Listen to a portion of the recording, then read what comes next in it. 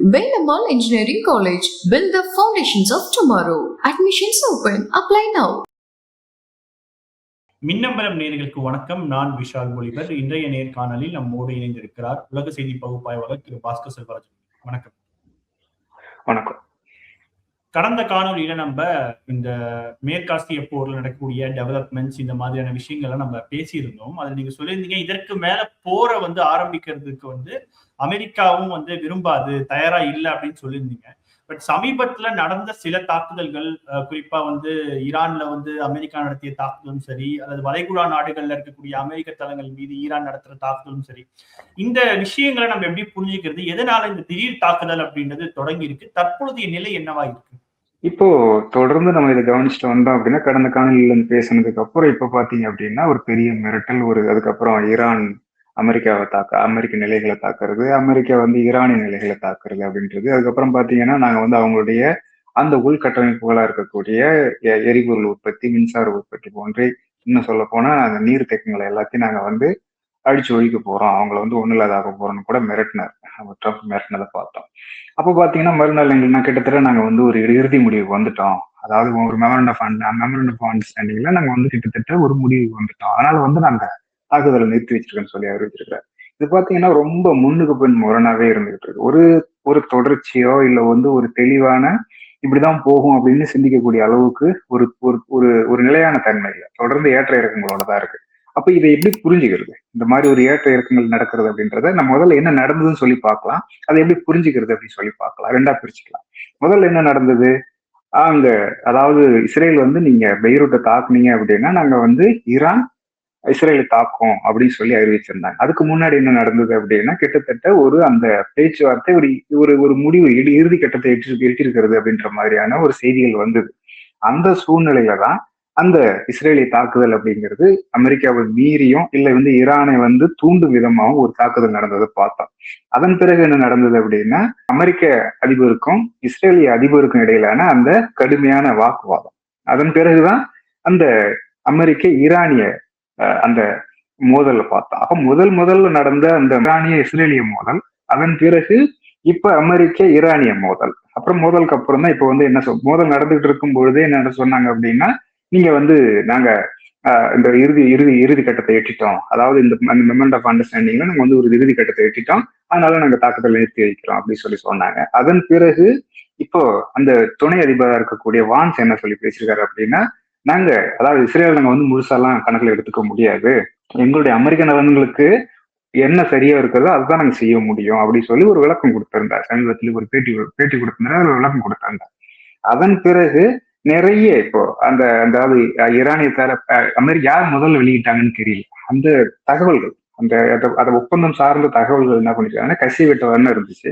ஒரு பக்கம் அமெரிக்க சார்பு வெளியீடுகள் பாத்தீங்க அப்படின்னாலும் சரிதான், அது ஈரானிய சார்பு வெளியீடுகள் சார்ந்து பார்த்தாலும் சரிதான், அது ஏதோ அமெரிக்க தோல்வி அடைகிற மாதிரியும் ஈரானிய தரப்பு எல்லாமே கிடைக்கிற மாதிரியான ஒரு தோற்றத்தை ஏற்படுத்துச்சு. இப்போ அதிபர் என்ன சொல்லியிருக்கிறாருன்னா, இந்த மாதிரியான ஃபேக் நியூஸ் வெளியிடாதீங்க, இது நீங்க உங்களுடைய கவனம் அதாவது பேச்சுவார்த்தையில கவனம் செலுத்துங்க அப்படின்னு சொல்லி அவரு சொன்னார். அதுக்கப்புறம் பாத்தீங்கன்னா இங்க ஈரானிய வெளியுறவு அமைச்சர் என்ன சொன்னார்னா, நீங்க இந்த ஊடகங்கள் இந்த மாதிரியான விஷயங்கள், அதாவது ஊக செய்திகளை வெளியிடுறதை நிறுத்தணும், இன்னும் முடிவை அறிவிக்கல, நாங்க முடிவை நோக்கி போயிட்டு இருக்கோம் அப்படின்னு சொல்றாரு. அப்போ இந்த சீக்வன்ஸ் பாத்தீங்க அப்படின்னா ரொம்ப ஒரு மாதிரி இழுபறியா இருக்குது. அப்போ முதல் சீக்வன்ஸ்ல இருந்து நம்ம இந்த சீக்வன்ஸை தொகுப்பா பார்த்தோம் அப்படின்னா, இதோட மைய காரணம் அப்படிங்கிறது இந்த பேச்சுவார்த்தை ஒரு இறுதியை எட்டிக்கிட்டு இருக்கு அப்படின்றதுதான் அதுல இருக்கிற மைய இழல். அந்த இறுதியை எட்டும் பொழுது அதுல இஸ்ரேலுக்கும் அமெரிக்காவுக்கும் ஏதோ அதுல ஒப்புமை இல்லாத ஒரு நிலை இருக்குது அப்படின்றதுதான். எது? இஸ்ரேல் அமெரிக்காவை மீறி அந்த பெய்ரூட்டை தாக்குன விஷயத்த நம்ம புரிஞ்சுக்கணும். அப்ப அப்படி ஒருவேளை நம்ம புரிஞ்சுக்கிட்டோம் அப்படின்னா, அதுக்கு எதிரான பதிலடி அப்படிங்கிறது ஈரானிய தரப்போட பதிலடி என்ன அப்படின்னா, எங்களுக்கு இந்த இறுதியை எட்டுறது அப்படிங்கிறது ரொம்ப வாழ்வாசவ போராட்டம்லாம் கிடையாது, இங்க எங்களை ஒருவேளை இதை எங்களை பணைய கைதியா வச்சுக்கிட்டோம், இல்ல இஸ்ரேலை நீங்க ஒரு பக்கம் தாக்க விட்டுட்டு இன்னொரு பக்கம் எங்களோட பேச்சுவார்த்தை நடத்தினீங்கன்னா நாங்க போருக்கு செல்ல தயாரா இருக்கோம்னு சொல்லி அறிவிச்சதுக்கு பிறகு இப்போ அமெரிக்க தரப்பு என்ன பண்ணிருக்காங்க அப்படின்னா, அந்த இஸ்ரேல்ல பேசி அந்த தாக்குதலை நிறுத்திருக்கிறாங்க. அப்போ இது கிட்டத்தட்ட எதை காட்டுது அப்படின்னா, இந்த இறுதி முடிவை எட்டுவதில் இஸ்ரேலுக்கு ஒப்புமை இல்லை அப்படின்றதுதான் முதல் விஷயம் காட்டுது. சரி, இதுல ஒரு அப்போ ஒரு குறிப்பிட்ட நம்ம ஒரு இன்டரப்ஷன் என்ன அப்படின்னா, இது வந்து இந்த உக்ரைன் விவகாரத்துல அமெரிக்கா எப்படி நடந்ததோ அந்த மாதிரிதான் இப்ப இஸ்ரேலோட நிலைமை இருக்கா? ரெண்டு கிட்டத்தட்ட ஒரு பேரல் தான், ரொம்ப சரிதான், அது சரியான பார்வைதான். அதுல வந்து ஒப்புமை இல்லாத ஒரு தரப்பு எதுன்னு பாத்தீங்கன்னா அது ஐரோப்பிய ஒன்றியம். அப்போ அமெரிக்காவும் ரஷ்யாவும் பேசிட்டு இருக்கும்போது எல்லாம் வந்து உக்ரைன் தான் ஒப்புக்கொள்ளல அப்படின்னு சொல்லி நம்ம பாக்குறோம். கிடையாது. ஏன்னா உக்ரைனால தனிச்சு இயங்குறதுக்கு அதுகிட்ட எந்த ஒரு பொருளாதார உதவியும் கிடையாது, ஆயுத உற்பத்தி கிடையாது, தொழில்நுட்பம் கிடையாது. ஒண்ணு அமெரிக்கா கொடுக்கணும், இல்ல ஐரோப்பிய ஒன்றியம் கொடுக்கணும். அப்போ இதுல வந்து ஒப்புமை இல்லாத தரப்புன்றது ஐரோப்பிய ஒன்றியம். இங்க ஒப்புமை இல்லாத தரப்பு அப்படிங்கிறது எது? இஸ்ரேல். அப்போ ஒப்புமை இல்லாத தரப்பு தான் என்ன பண்ணிருக்கு அப்படின்னா இந்த பேச்சுவார்த்தை சீர்குலைக்கும் விதமாகவும் தன்னுடைய அதுல ஒப்புமை இல்லாத வெளிப்படுத்துற விதமாகவும் என்ன பண்ணிருக்குன்னா சண்டை போட்டிருக்கு. அதாவது அந்த தாக்குதலை நடத்தி அதை வந்து சீர்குலைக்க முயற்சி செஞ்சிருக்காங்க அப்படின்னு சொல்லி புரிஞ்சுக்கலாம். அதன் பிறகு அமெரிக்க தரப்பு இஸ்ரேலை வந்து கடுமையா அதாவது பேசி அதை வந்து பின்வாங்க வைக்கிறது மூலமா என்ன நடந்திருக்கு அப்படின்னா கிட்டத்தட்ட ஐரோப்பிய ஒன்றியத்தை அவங்களால அமெரிக்கர்களால பின்வாங்க வைக்க முடியல. ஏன்னா அது பல நாடுகளோட கூட்டமைப்பு, அதோட வலு அமெரிக்காவோட ஒப்பிடும்போது இணையா கொஞ்சம் குறைவா இருக்கலாமே தவிர அதுக்காக வந்து குறைச்சி மதிப்பிடுறதுக்கு எந்த வாய்ப்பும் இல்லை. அப்ப அத்தனை நாடுகளையும் வந்து நீங்க வந்து மிரட்டி பின்வாங்க வைக்கிறதுன்றது அமெரிக்காவுக்கு சாத்தியம் இல்லாத ஒன்று. ஆனா முழுக்க முழுக்க அமெரிக்காவோட கட்டுப்பாட்டிலும் அதோட நிதி உதவி ஆயுத உதவியும் வாழ்ந்துட்டு இருக்கிற இஸ்ரேலை பின்வாங்க வச்சு தன்னுடைய நலனை முன்னெடுக்கிறது அப்படிங்கிறதையும் அப்ப அமெரிக்கா இதுல வெற்றி பெற்றிருக்காங்க. அதான் அமெரிக்கா இதுக்கு எளிமையான ஒரு விஷயம், வெற்றி பெற்றுன்னு சொல்ல முடியாது, எளிமையான விஷயமா இருக்குன்னு சொல்லி புரிஞ்சுக்கலாம். முதல்ல நீங்க கடந்த அந்த காணொலியில பேசும்போது நீங்க கேட்டீங்க இது அமெரிக்கா இஸ்ரேலை கட்டுப்படுத்தா இஸ்ரேல் அமெரிக்கா கட்டுப்படுத்தான்னு கேட்கும்போது ரொம்ப தெளிவாகவும் உறுதியாகவும் சொன்னோம். அமெரிக்க நலன்களை தான் இஸ்ரேல் முன்னெடுக்கிறத தவிர இஸ்ரேலின் நலன்களை அமெரிக்கா முன்னெடுக்கல. அதனால வந்து தலைகீழா புரிஞ்சுக்கிறது தவறான ஒரு பார்வை அப்படின்றதுதான் நம்ம அப்ப வச்ச விளக்கம். இப்போ இதுவும் இதை காட்டுது அப்படின்னா அந்த விளக்கம் தான் சரியானது, அதுதான் அந்த பார்வை தான் சரியானது அப்படின்றத இது காட்டுது. சரி, ஒருவேளை அமெரிக்காவுக்கும் இஸ்ரேலுக்கும் இந்த ஒரு ஒரு முட்டல் வந்து அது வந்து ஒரு தீர்க்கப்பட்டிருக்கு அப்படின்னா பிறகு ஏன் வந்து அமெரிக்காவும் அதன் பிறகு அமெரிக்காவும் ஈரானும் ஏன் முட்டிக்கிட்டாங்க அப்படி சொல்லி அடுத்த கேள்வி வரும் இல்லையா? அப்போ ஒரு பக்கம் நீங்க இஸ்ரேல வந்து தாக்காதீங்கன்னு சொல்லிட்டு இன்னொரு பக்கம் அமெரிக்கா தாக்கு. இதை எப்படி புரிஞ்சுக்கிறது அப்படின்னா அந்த பேச்சுவார்த்தைக்குள்ளார ஒரு உடன்பாடு, அதாவது என்னென்ன விஷயங்கள் உடன்பாடு அற்றது, எந்த மாதிரியான விஷயங்களை செய்யறது அப்படின்றதெல்லாம் இழுபறி இருந்திருக்கு அப்படி சொல்லி புரிஞ்சுக்கலாம். முக்கியமா அந்த ஸ்டேட் ஆஃப் ஹார்முஸை நீங்க வந்து வரி விதிக்க கூடாது, உங்களுக்கு அந்த இறையாண்மை கிடையாது. அப்ப இதுக்கு முன்னாடி எப்படி வந்து எல்லா அந்த கப்பல்களும் எந்த ஒரு கட்டுப்பாடு இல்லாம போச்சோ அதே போல இந்த ஒப்பந்தம் ஏற்பட்ட பிறகு நீங்க வந்து கட்டுப்பாடு இல்லாம அனுமதிக்கணும், அதுக்கு எந்த ஒரு வரி விதிப்பு செய்யக்கூடாது, கட்டணம் வசூலிக்க கூடாது அப்படின்னு சொல்லி அமெரிக்க தரப்பு சொன்னதாகும். அதை வந்து ஒருவேளை ஈரான் மறுத்துதான் நம்ம வந்து ஒரு அனுமானத்தை வச்சுக்கிட்டோம் அப்படின்னா அப்போ இவங்க என்ன பண்றாங்க அப்படின்னா அப்போ ஈரானிய தரப்பு ஒப்பு கொள்ளலை அப்படின்னா நீங்க என்ன பண்ணணும், ஃபேக்ட் அண்ட் கிரவுண்ட், நீங்க வந்து உங்களுடைய ஒப்புதல் இல்லாம பாரு, நான் வேணா கப்பலை வந்து கொண்டு போய் காட்டுறேன் அப்படின்னு சொல்லி அமெரிக்க தரப்பு அங்க இருக்கிற கப்பல்களை அனுமதிச்சிருக்கலாம், சரக்கு கப்பல்களை அனுமதிச்சிருக்கலாம். அதுக்கான எதிர்வினை நீங்க வந்து என்ன பண்றது, அந்த அமெரிக்க ஹெலிகாப்டரே வந்து நீங்க அதாவது ஒரு வேலை தடுத்து நிறுத்தும் பொழுது ஒருவேளை அந்த அமெரிக்க ஹெலிகாப்டர் வந்து பாதிக்கப்பட்டிருக்கலாம், இல்ல வேண்டும் என்றே என்ன பண்ணிருக்கலாம் ஈரானிய தரப்பு அந்த ஹெலிகாப்டரை வந்து சுத்தி வீழ்த்தி தன்னோட கடுமையான எதிர்ப்பையும் பதிவு செஞ்சிருக்கலாம். எது உண்மை போய் நமக்கு தெரியாது, அவங்க சொல்றது வரைக்கும் நமக்கு அனுமானங்களை தான் பேச முடியுமே தவிர உண்மையா சொல்ல முடியும் 100% இதுதான் உண்மைன்னு சொல்ல முடியாது.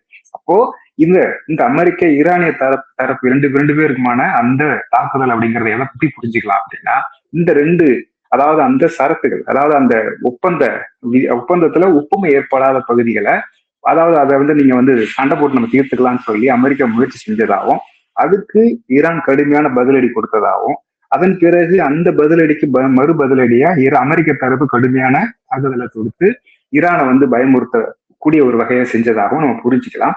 அப்போ இறுதியா அந்த ஒரு கிட்டத்தட்ட அது வந்து மறுபடியும் ஒரு போரை நோக்கி நகரும் போது என்ன பண்ணிருக்காங்க அப்படின்னா நம்ம வந்து ஒப்புக்கொள்ளலாம் அப்படின்னு சொல்லி ரெண்டு பேரும் பின்வாங்கியிருக்கிறாங்க. அப்ப இதுல யார் பின்வாங்கினாங்க, யார் வந்து ஒப்புக்கொண்டாங்க, அதாவது யாருடைய அந்த முன்மொழியை ஒப்புக்கொண்டு யார் வந்து தன்னுடைய அந்த பொசிஷனை வந்து கொஞ்சம் பின்னோக்கி நகர்த்துக்கிறாங்க அப்படின்றத இறுதி அந்த ஒப்பந்தம் வரும்பொழுதுதான் தெரியுமே தவிர இப்போதைக்கு தெரியாது. ஆனா இந்த மோதலை எப்படி புரிஞ்சுக்கலாம் அப்படின்னா இது அமெரிக்க ஈரானிய அந்த பேச்சுவார்த்தையில உடன்பாடு எட்டாத போது இவங்க அந்த ஒரு மோதலின் மூலமா தன்னுடைய விஷயத்த இன்னொரு தரப்பை ஏற்க வைக்க முயற்சி செஞ்சிருக்கிறாங்க.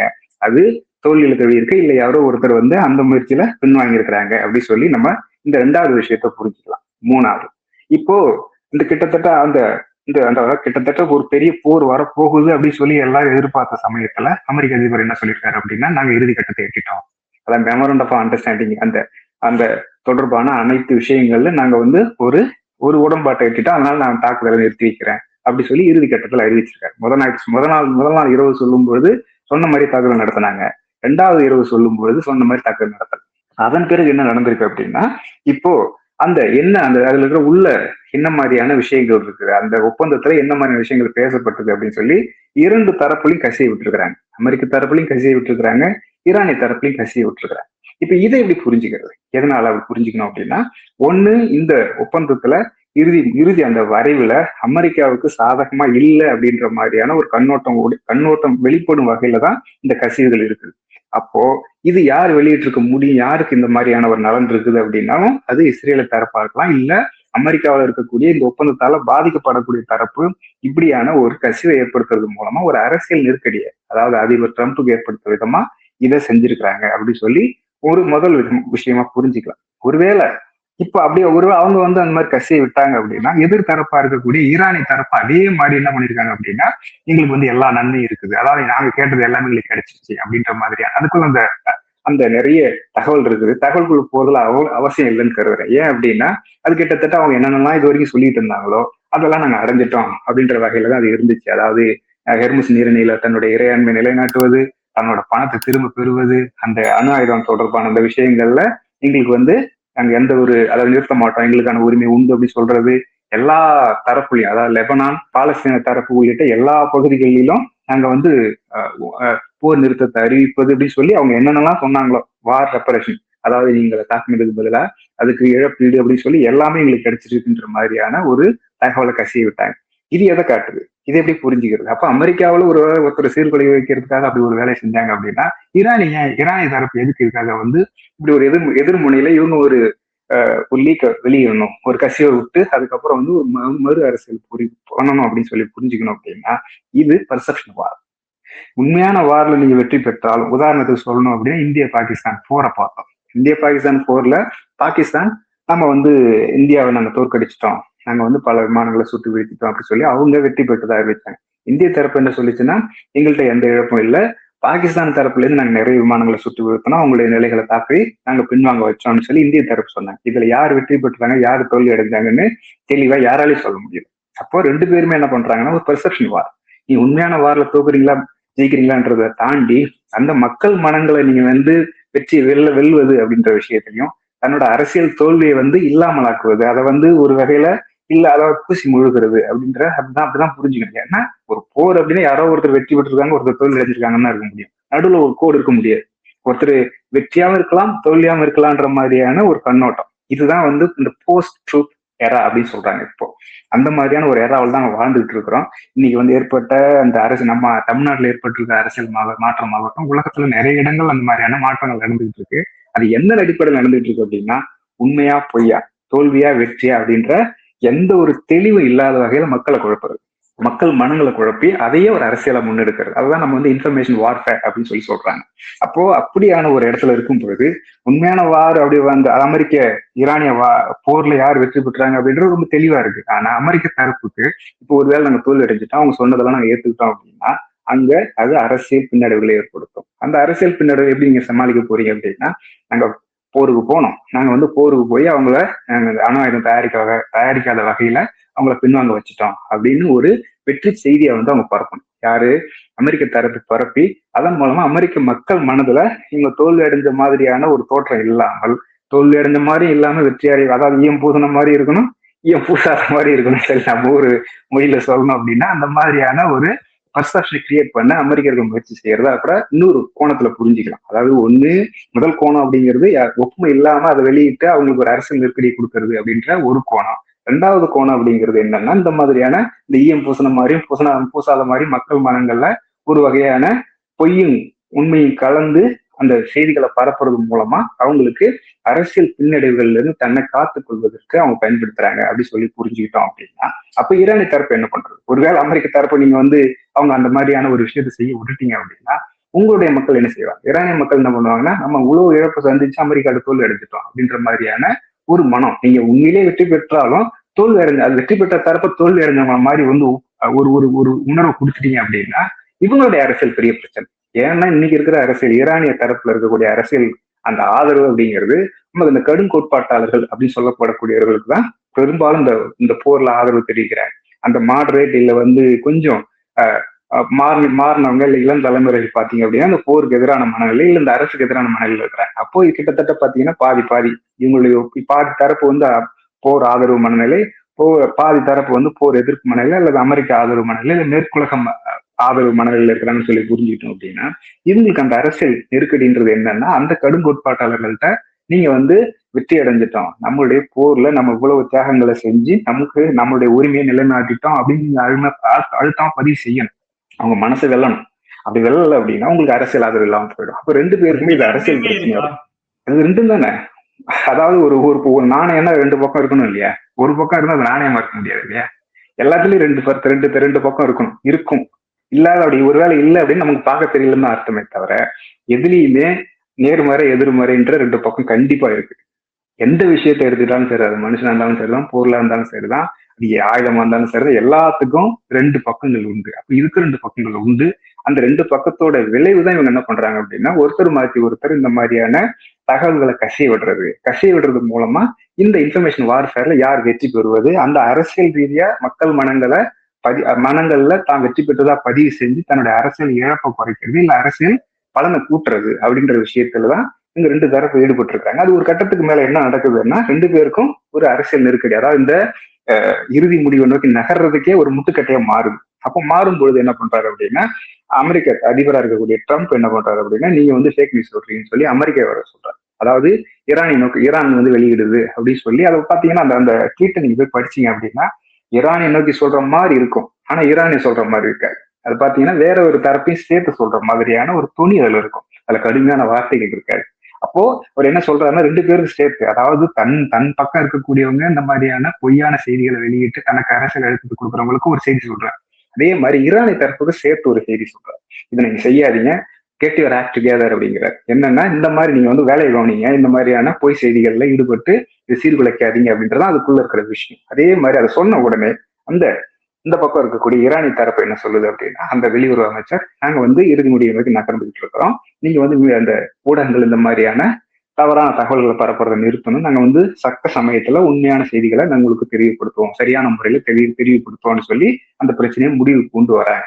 ஆனா இது எல்லாத்துலயும் சேர்த்து இறுதியா நம்ம என்ன முடிவு எடுக்கிறது, என்ன மாதிரி இதை புரிஞ்சுக்கிறது அப்படின்னா இந்த மோதல்களாகட்டும் இல்ல இதுக்கு நடுவில் நடந்த அந்த முட்டல் மோதல்கள் உரசல்கள் எல்லாத்தையும் தாண்டி இது இறுதி முடிவை எட்டிக்கிட்டு இருக்குது, இந்த போர் இறுதி முடிவை எட்டிக்கிட்டு இருக்குது.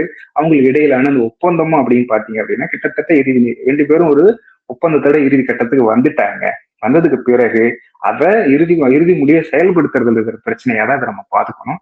அந்த வெளிப்பாடு அதுதான் இப்படி என்ன பண்ணுது அப்படின்னா மோதலாவும் முட்டலாவும் இந்த மாதிரியான அரசியலாவும் வெளிப்படுது அப்படின்னு சொல்லி நம்ம புரிஞ்சுக்கணும். ஆனா உண்மை என்னன்னா நம்ம இது வரைக்கும் பேசிட்டு இருந்தது என்ன, இந்த போரை பொறுத்தளவு நீங்க கேள்வி கேட்கும் போது தொடக்கத்திலே அதுதான் சொன்னீங்க. கேள்வி கேட்கும் போது என்ன சொன்னீங்க, இது வந்து நம்ம தொடர்ந்து சொல்லிட்டு இருக்கிறது அமெரிக்கா இதுக்கு மேல இன்னொரு போரை தொடங்காது, ஈரானுக்கு எதிரான ஒரு போரை தொடங்குறதுக்கான எந்த ஒரு பொருளாதார அடிப்படையும் கிடையாது. அது ஒரு கேள்வி இருக்கு. ஏன்னா நிறைய பேர் சொல்ற விஷயம் என்னன்னா ட்ரம்ப்பை வந்து நம்ப முடியாதுன்றாங்க. பட் நீங்க சொல்ற பாயிண்ட் எப்படி பார்க்கும் பொழுது போர் அப்படின்றது இதுக்கு மேல தொடங்காதுன்றது நம்ம உறுதியா சொல்ல முடியுமா? ட்ரம்பினுடைய அந்த நிலைப்பாட்டை வச்சு நான் சொல்றேன். ட்ரம்ப் நம்ப முடியாதுன்னு சொல்றதுக்கு பதிலா அந்த போர்ல அவங்களால ஒரு தெளிவான ஒரு முடிவு நோக்கி நகர முடியல. அதுதான் வந்து ட்ரம்ப்போட அந்த ஊசலாட்டமா பார்க்கணுமே தவிர ட்ரம்ப் என்ற தனி மனிதனை வைத்துக்கொண்டு அவர் இப்படிப்பட்ட ஆளு அதனால போருக்கு போயிட்டாரு, அதாவது உலகத்துல இருக்கக்கூடிய வரலாற தனிநபர்கள் வழியாக பார்க்கறதும் பொதுவான மனநிலை. அதை முதல்ல நம்ம வந்து கைவிடணும். இது வரைக்கும் பார்த்துட்டோம், இனிமேலும் அப்படி பார்த்து ஏமாற போறோமா அப்படின்றது பார்க்கிறவங்களுடைய பார்வையை பொறுத்து. நம்ம என்ன சொல்ல வரோம், நம்ம தரப்புல என்ன சொல்ல வரோம்னா வரலாறு தனி மனிதர்களின் பாத்திரம் உண்டு, ஆனா தனி மனிதர்கள் வரலாறு படிப்பதல்ல, வரலாறு அதன் போக்குல தான் போயிட்டு இருக்கும். இந்த தனி மனிதர்கள் அதனுடைய பங்களிப்பு தான் செலுத்துறாங்க. அப்ப ட்ரம்ப்பை வச்சு இந்த வரலாறை பார்க்க போறோமா, இந்த வரலாற்றோட ஒரு அங்கமா ட்ரம்ப்பை பார்க்க போறோமா அப்படிங்கிறது ஒவ்வொருத்தருடைய பார்வையை பொறுத்து. நம்மளுடைய பார்வை வரலாற்றின் ஒரு அங்கம் தான் ட்ரம்ப்பை தவிர ட்ரம்ப் வரலாறு கிடையாது. ட்ரம்ப் அவர் வேணா நினைச்சுக்கலாம், தன்னாலதான் உலகமே இயங்குதுன்னு நினைச்சுக்கலாம், தப்பு இல்லை, அவரு அப்படிதான் நினைச்சிட்டு இருக்கிறாரு, அவர் அப்படிப்பட்ட மனிதர் தான். ஆனா வெளியில இருக்கிற நாம அவரை மாதிரியே யோசிக்க போறோம் அப்படின்னா அவருக்கு நமக்கு என்ன வேறுபாடு அப்படின்ற ஒரு கேள்வி வந்துருது அந்த இடத்துல.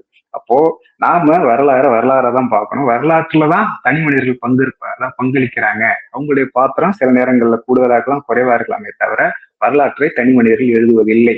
மன்னர்களும் சரி, இன்னைக்கு இருக்கிற அந்த முதலமைச்சர்களும் சரி, பிரதமரும் சரி, அதிபர்களும் சரி வரலாற்றை எழுதுவதில்லை. வரலாறு அதன் போக்குல தான் போயிட்டு இருக்கு.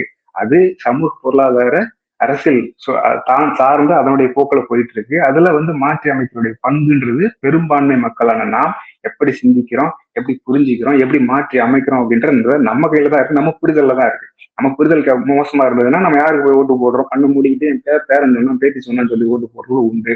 உண்மையான தெளிவான மனநிலையில என் வாழ்க்கைக்கு எது சரியா இருக்கும், என்னோட வாழ்க்கைக்கு நெருக்கடி, இன்னைக்கு முக்கியமான நெருக்கடியா இருக்கக்கூடியது வேலைவாய்ப்பு பிரச்சனை, அதாவது விலைவாசி பிரச்சனை. இதை யாரு தீர்ப்பாங்க? யாருக்கு குறைஞ்சபட்சம் என்னோட பிரச்சனையை அதாவது பிரச்சனை தீர்க்கலாம் கொஞ்சமா உதவி பண்ணாங்க யாரு அப்படின்னு சொல்லி சிந்திச்சு ஓட்டு போட்டோம் அப்படின்னா நம்ம தெளிவான மனதில் இருக்கிறோம்னா இருக்கும், புரிதல்ல இருக்கணும். வரலாறு மாற்றுறதுல நம்மளுடைய பங்கு இருக்குது அப்படின்னு சொல்லி புரிஞ்சுக்கலாம்.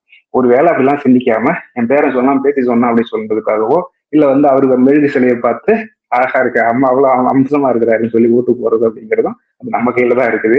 அப்படி ஒருவேளை நம்ம சிந்திச்சோம் அப்படின்னா வரலாறு நம்மளுடைய அந்த ஒவ்வொரு தனிநபர்களுடைய கூட்டு அந்த வெளிப்பாடு தான் இந்த வரலாறு. அப்போ ஒவ்வொருத்தரும் இப்படி சிந்திக்கும் போது பெரும்பான்மை இப்படி சிந்திச்சாங்க அப்படின்னா வரலாறு எதை நோக்கி போகும், முன்னோக்கி போகுமா பின்னோக்கி போகுமான்றத அடுத்த 5 வருஷத்துல நம்ம தெரிஞ்சுக்கலாம். அது ஒருவேளை நம்ம தமிழ்நாட்டு வரலாறு அடுத்த 5 வருஷத்துல தெரிஞ்சுக்கலாமோ இல்லையோ, இந்த ட்ரம்பை பொறுத்த அளவுக்கும் ஈரானிய அந்த அமெரிக்க மோதலை பொறுத்த அளவுக்கு அடுத்த ஒரு வாரத்திலேயே 2 வாரத்திலேயே இல்ல 5 மாதங்கள்லயே நம்ம தெரிஞ்சுக்கலாம் அப்படின்றது இதுல நம்ம தெரிஞ்சுக்க வேண்டிய விஷயம். ஓகே, இறுதியா ஒரே ஒரு கேள்வி என்னன்னா, இப்போ சமீபத்துல வந்த ஒரு தகவல் வந்து ஐக்கிய அரபு அமீரகம் வந்து கிட்டத்தட்ட ஈரானினுடைய ஃப்ரோஸ் பண்ண அந்த ஃபண்ட்ஸை வந்து ரிலீஸ் பண்றதாக ஒரு செய்தி வந்து அல் ஜசீரால போடுறாங்க.